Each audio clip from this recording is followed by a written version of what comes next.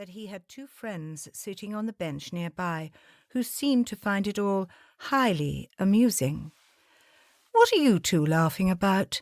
You're a bit old for this sort of nonsense, aren't you?" Gunvor snapped at the boys on the bench before going forward to help the girl get past her tormentor. Elin had thanked her and said it wasn't the first time it had happened. She tried to brush it off.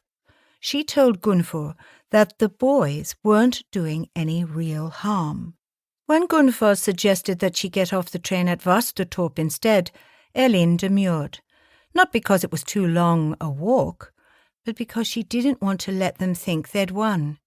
She didn't want them to think this was getting to her any more than it actually was. She had swallowed her pride reluctantly and agreed to text Gunvor every day to say which train she would be on when she came home. Since then, Gunvor had taken the same train as Elin and got herself mixed up in similar incidents on Tuesday, Wednesday, and Thursday. Now it was Friday, with no change in sight. "Why don't you let me speak to your mother? We really must sort this out and put an end to it." "No, I don't want to worry her. I'm 19, for God's sake. I don't go running home to Mummy whenever something happens." Gunvor didn't agree, but she didn't want to go against Elin's will. "He's just a wimp pretending to be hard."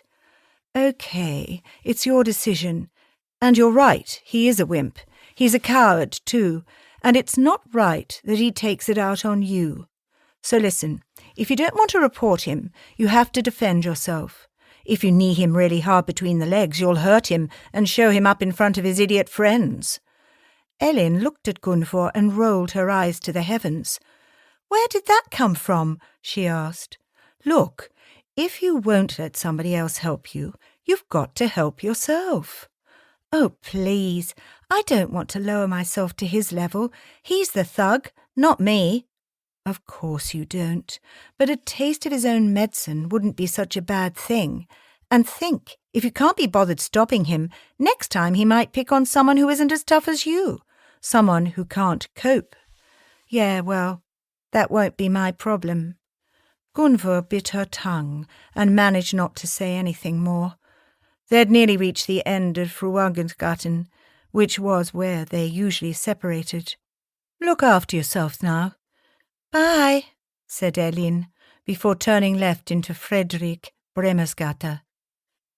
Instead of going home, Gunvor walked back to the little shopping centre in Fruängen. Her knee started hurting again, so she sat down on a bench to rest for a while.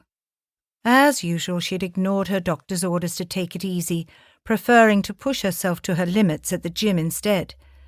She had kept herself fit for most of her life and found it hard to believe that rest was the best cure for the pain in her joints. She was convinced that strengthening her muscles to lighten the load on her joints was what worked best, even at her age. She always pushed herself just that bit too far at the gym, and then found herself cursing the pain when she walked. But it was worth it if she could keep that old man's walking frame at bay for a little longer. She turned the conversation with Elin around in her head. Elin must see she had a duty to make a stand and do something. People have to stand up for themselves, she thought. Gunvor had been cajoling Elin for a week now and started to lose hope that anything different was going to happen. David wouldn't stop bullying Elin until he found some other poor sod to pick on. Back in Fruängen, Gunvor slipped into the library to see if any new crime stories had come in. She picked up a couple that she hadn't read before, going over to the children's section to find something for her neighbour's daughter, who was ill and stayed off school. Standing with her back to the door, she heard a familiar voice.